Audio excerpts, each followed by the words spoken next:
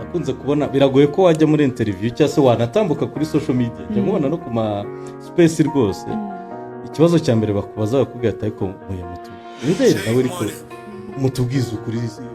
marriage yanyu iracyariho cyangwa watandukanye na Papa Miguel icyo kibazo ntibishobora kurangira utakibajwe nawe birangira iyo nyibajijwe harya nsubiza gusa iyo nyibajijwe hari ukuntu kwe n'ubundi bugukwera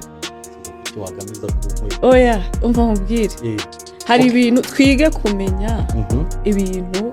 bitureba n'ibidatureba muri ibyamamare oya ntacyo uko nakamamara kose niba nkubwiye ngo icyo kintu sinkivugaho yego sindi bukivugeho yego niba nkubwiye ngo icyo kintu kindi open ndakivugaho ubwo kuko hari nk'ibintu abantu nyine baba barashizeho bakabishyiraho bakavuga ngo ibi bintu ni uku ni gutya turi kubifata ni uku turi kubyumva ubwo rero aba ari igisubizo kigomba kuguma ko